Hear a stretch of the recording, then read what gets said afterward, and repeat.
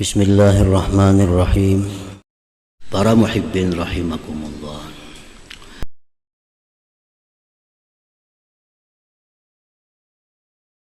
Araqallah ta'ala ad-dalailal bahirat ala wujudihi wa wahdaniyatihi. Allah telah memperlihatkan akan dalil-dalil yang jelas atas adanya Allah dan esanya Allah Ta'ala itu. Jadi kita sudah diperlihatkan oleh Allah dalil-dalil yang menunjukkan bahwa Allah itu ada dan Allah itu esa, tidak ada sekutu baginya. Apa dalil-dalil yang diperlihatkan Allah itu? Secara umum adalah alam semesta ini. Itulah dalil adanya Allah. Alam inilah dalil Allah itu asa. Sebagaimana biasa dalam kitab-kitab tauhid disebutkan, apa dalil adanya Allah? Alam semesta.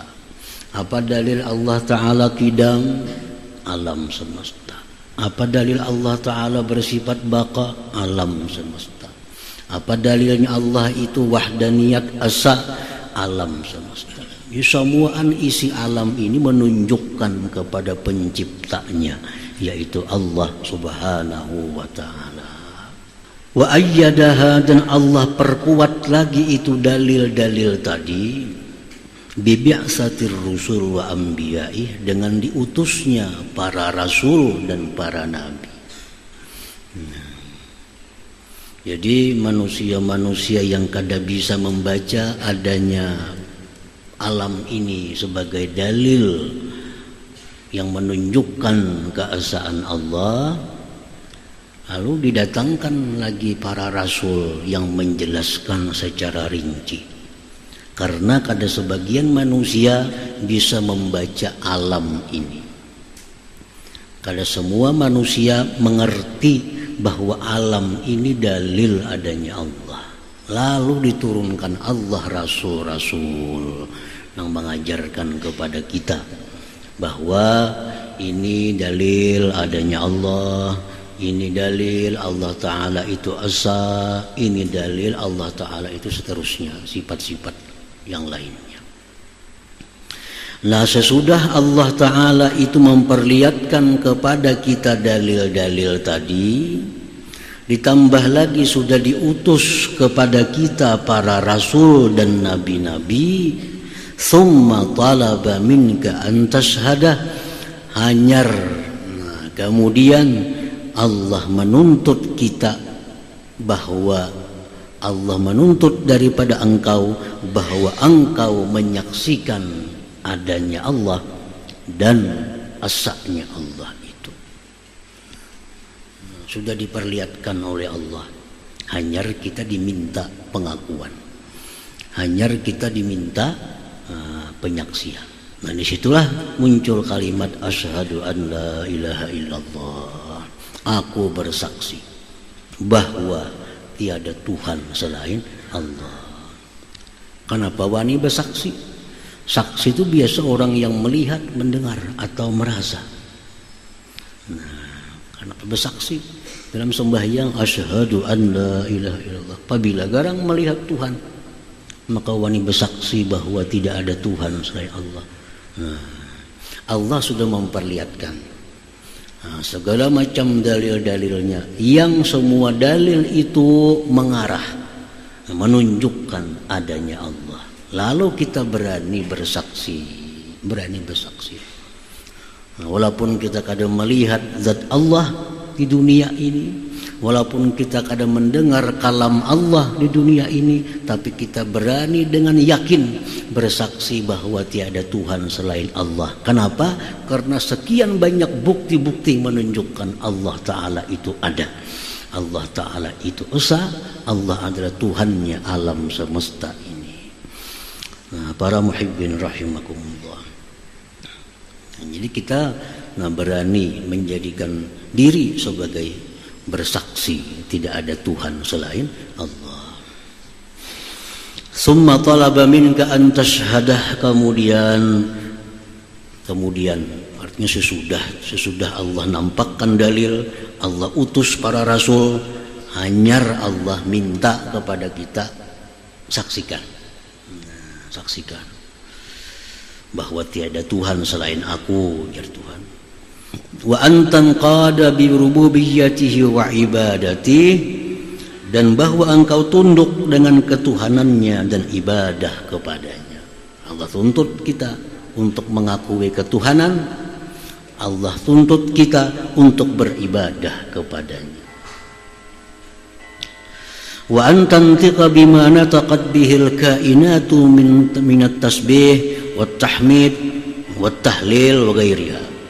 Dan Allah menuntut engkau bahwa engkau bertutur dengan sesuatu yang telah bertutur dengannya oleh seluruh alam, baik tasbih, baik itu tahmid, baik itu tahlil dan lain sebagainya.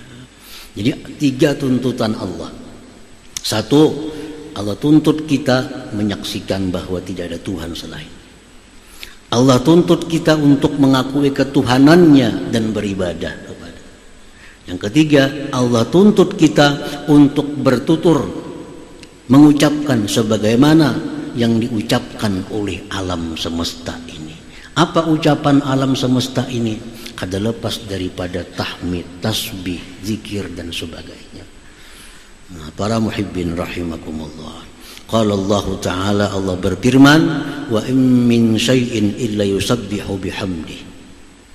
Tidak ada sesuatu pun melainkan bertasbih dengan memuji Allah.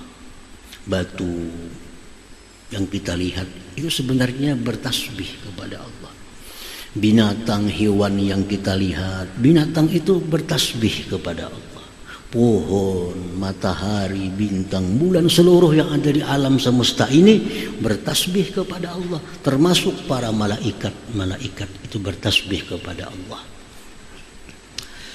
Nah, jadi malaikat itu ada yang sejak diciptakan Allah sampai dimatikan, tugasnya hanya membaca subhanallah. Itu aja semacam. Kada dituntut sembahyang, kada dituntut berselawat, kada dituntut. Cuma dari diciptakan sampai dimatikan, malaikat yang diucapkannya hanya subhanallah, subhanallah, subhanallah. Ada malaikat lain lagi yang diciptakan Allah, diperintahkan untuk mengucapkan kalimat alhamdulillah sampai dia mati. Alhamdulillah, alhamdulillah. Tidak ada ucapan lain selain alhamdulillah. Ada malaikat lain lagi yang ditugasi oleh Allah untuk selalu berzikir dengan la ilaha illallah sampai mati, itu aja zikirnya. Kada berpindah-pindah, kada berganti-ganti. Nah, kita manusia ini diberi Allah kemuliaan dengan banyaknya macam zikir yang diberi Allah Subhanahu wa ta'ala. Kita disuruh membaca subhanallah, suruh membaca alhamdulillah, suruh membaca la ilaha illallah, disuruh membaca Allahu akbar, disuruh bersalawat kepada Nabi sallallahu alaihi wasallam.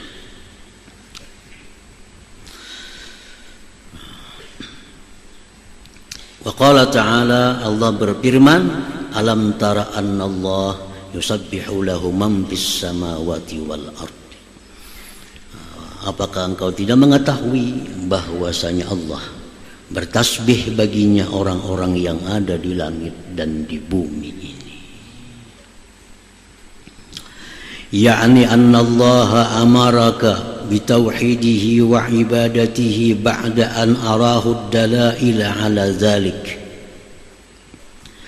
Maksud di atas adalah Allah menyuruh engkau dengan mentauhidkannya Allah dan beribadat kepadanya. Kada cukup kita hanya bertauhid tanpa beribadah kepadanya. Nah, jadi bukan hanya bertauhid, tapi ada tuntutan lain, ibadah yang lain. Allah suruh kita bertauhid, mentauhidkan Allah dan beribadah kepadanya. Allah perintahkan itu kepada kita sesudah Allah perlihatkan kepada engkau akan dalil-dalil atas yang demikian itu. Dalil, bukti. Qala ta'ala wa bi anfusikum afala tubsirun. Dalam diri kalian itu ada dalil. Dalam diri kalian itu ada ayat, ada tanda tentang adanya Allah, tentang tauhidnya, esanya Allah subhanahu wa ta'ala. Ibarat kita kada hendak jauh-jauh mencari dalil, wa fi anfusikum, ya Tuhan, dalam diri kalian. Apala tubsirun, apakah kalian tidak melihat? Nah, dan semuaan dari rambut sampai ujung kaki itu dalil adanya Allah. Tapi bagi yang memikirkannya, apala tubsirun, bagi yang merenunginya, bagi yang mau tafakkur kepada yang demikian itu. Nah, para muhibbin rahimakumullah, di dalam diri kita ada anggota-anggota tubuh yang bisa kita ikhtiari, bisa kita atur. Seperti tangan contohnya. Ini anggota tubuh yang bisa diikhtiari. Jadi kita bergerak tangan. Jadi kita diam. Ini bisa diikhtiari. Contoh, apalagi dalam tubuh kita yang bisa diikhtiari, kaki. Nah, kita bisa melangkah. Jadi kita diam. Itu anggota tubuh yang bisa kita ikhtiari, kita usahai. Tapi di dalam tubuh kita ada anggota tubuh yang 100% kita kada punya ikhtiar. Tidak punya kemampuan sedikit pun untuk menggerakkan atau mendiamkan. Satu contohnya jantung. Sedikit pun kita kada diberi Allah ikhtiar untuk bisa jantung bergerak, diam, kada bisa. Itu langsung 100% jantung itu kendalinya Allah subhanahu wa ta'ala. Nah, itu semuaan yang ada di tubuh kita ini ayat, dalil. Misalnya tangan kita bergerak dan kita gerakkan ke muka, ke belakang. Kalau jantung kita kada bergerak, jantung kita sudah stop.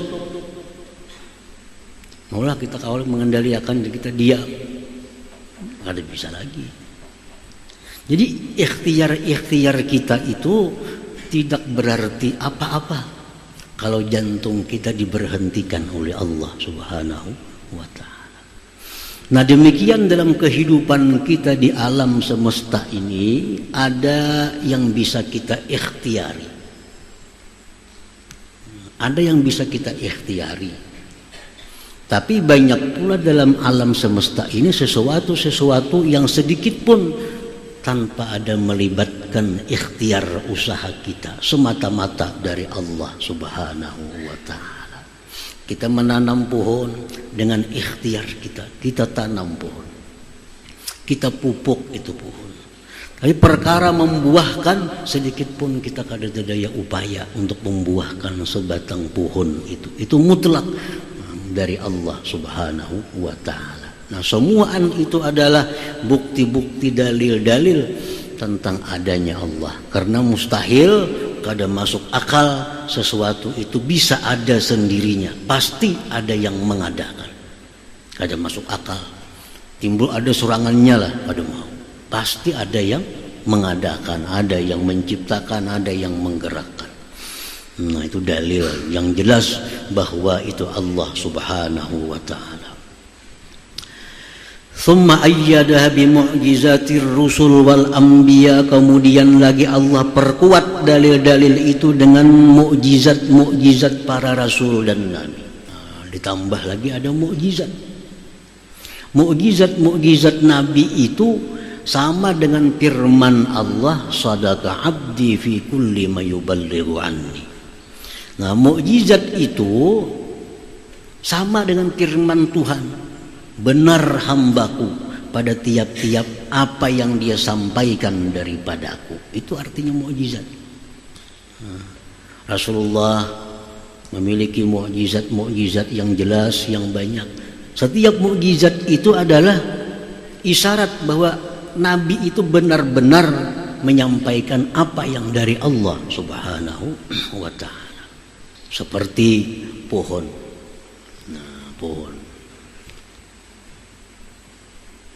Pohon ini dipanggil oleh Rasulullah SAW untuk menunjukkan mukjizat beliau kepada seseorang yang beliau ajak masuk Islam. Seorang Arabi diajak Nabi masuk Islam. Ujar Arabi, apa buktinya engkau Rasul? Nabi panggil pohon itu, sebatang pohon dipanggil oleh Nabi. Lalu pohon itu bergerak membelah bumi, mendatangi kepada Rasulullah Sallallahu Alaihi Wasallam. Nah, ini mukjizat hadis yang sahih.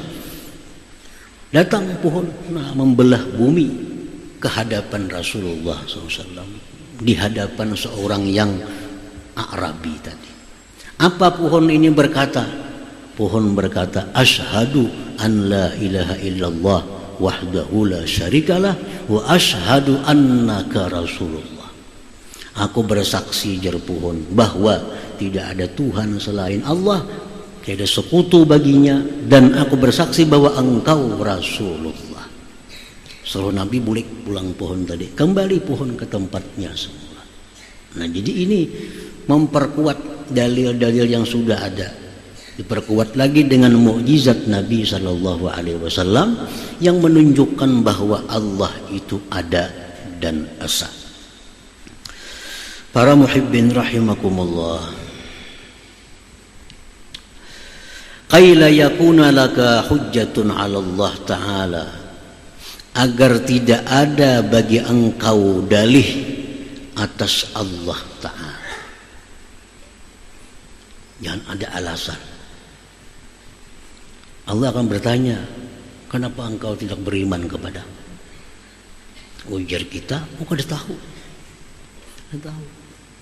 Nah, supaya kita jangan berdalih itu di hadapan Allah, diadakannya dalil-dalil tentang adanya Allah, diutusnya lagi mukjizat Nabi. Nah, jadi kita kada kau lagi beralasan di hadapan Allah kenapa kita kada beriman kepada Allah. Kada ada lagi hujjah, kada ada lagi alasan. Qala Allah Ta'ala, wa ma kunna mu'adzibina hatta nab'atsa rasula. Allah berfirman bahwasanya kami tidaklah mengazab seseorang, mengazab suatu bangsa, mengazab suatu kaum sehingga kami utus rasul terlebih dahulu. Ini diutus, tanda-tanda diberikan, datang lagi rasul pulang yang menjelaskan tanda-tanda itu. Ini matahari sedemikian rupa, tanda adanya Allah, tanda esanya Allah, tanda kidam dan bakanya Allah. Rasulullah pulang menjelaskan bagi mereka yang kada bisa membaca bahwa itu bukti adanya Allah. Ditambah Nabi yang menjelaskan. Makanya Allah tidak akan mengazab sebelum dia utus terlebih dahulu Rasul. Nah, jadi kalau sudah dalil nampak, Rasul diutus sudah menjelaskan, kada beriman juga lawan Allah, nah itu diazab oleh Allah. Kada ada lagi alasan kenapa kada beriman, kada ada lagi alasan. Wa qala ta'ala rusulan mubasysyirin wa munzirin li'an la yakuna 'alan nas hujjah ba'da ar-rusul wa kana Allah 'azizan hakima. Allah berfirman, kami utus rasul-rasul itu memberikan kabar gembira. Rasul-rasul itu mubasysyirin, memberikan kabar gembira kepada orang-orang yang beriman dengan janji surga, segala macam kenikmatannya. Wa munzirin, dan memberikan kabar takut para rasul itu. Jangan kada beriman, kena masuk neraka. Neraka itu azabnya pedih. Jangan kada beribadah, kena matinya ke neraka. Jangan melakukan yang haram, kena akan disiksa. Nah, munzirin, Rasul itu memberikan kabar-kabar yang menakuti. Li'an la yakuna 'alan nas hujjah, agar tidak ada atas manusia itu alasan ba'dar rusul, sesudah adanya rasul tadi. Kita kata kau lagi beralasan, Kenapa ia melakukan yang haram? Kada tahu, kada ada alasan. Kenapa engkau melakukan maksiat? Ulun kada tahu, kada ada alasan. Kada ada alasan. Kenapa engkau tidak mengesahkan Allah, menyekutukan Allah? Kada tahu, kada ada alasan. Allah sudah mengirim lengkap data-data tentang Allah, diterjemahkan lagi oleh rasul-rasul. Wa kana Allah azizan hakima, dan Allah itu maha tak terkalahkan dan maha bijaksana. Nah, jadi semuaan ini adalah untuk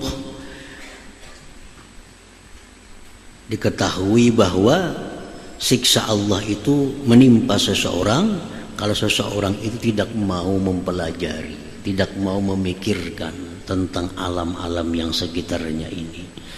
Azab Allah itu menimpa kepada orang-orang yang tidak mau beribadah kepada Allah sesudah jelas bahwa dia adalah seorang hambanya Allah subhanahu wa ta'ala.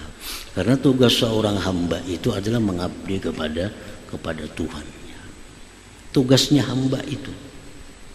Orang zaman dahulu ada budak hamba diperjualbelikan di toko-toko. Ini manusia-manusia yang dulunya kafir,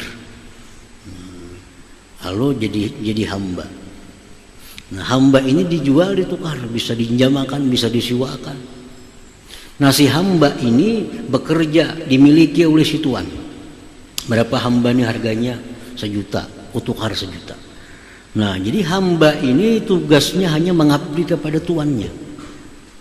Kalaunya mencari kayu, dijual, duitnya diambil tuannya. Kalau inya bagawi ini berapa gaji tiap bulan, diambil tuannya. Cuma kewajiban dari tuan ini memberi makan dia, memberikan nafkah kepada si budak tadi. Nah, kewajiban si budak kada ada ke orang lain khusus untuk melayani tuannya. Itu hamba sahaya. Nah, begitu pula hamba Allah Ta'ala. Nah, seorang hamba Allah Ta'ala ini tugasnya, kewajibannya mengabdi kepada Allah Subhanahu wa Ta'ala. Masalah makan pakainya itu dijamin oleh Allah Subhanahu wa Ta'ala, disediakan oleh Allah Subhanahu wa Ta'ala. Artinya kada mungkin, mustahil Allah Subhanahu wa Ta'ala menelantarkan orang-orang yang berkhidmat kepadanya, orang-orang yang berbakti kepadanya. Itu mustahil. Nah, jadi kalau ada seorang hamba, maka tugas hamba itu adalah mengabdi kepada tuannya. Masalah kediaman, tempat tinggal, pakaian, makanan itu tugas tuannya yang memikirkan, yang mengurus segala-galanya itu. Si hamba fokus hanya hidupnya beribadah, mengabdi kepada tuannya. Nah, demikian hamba Allah. Hamba Allah pun demikian.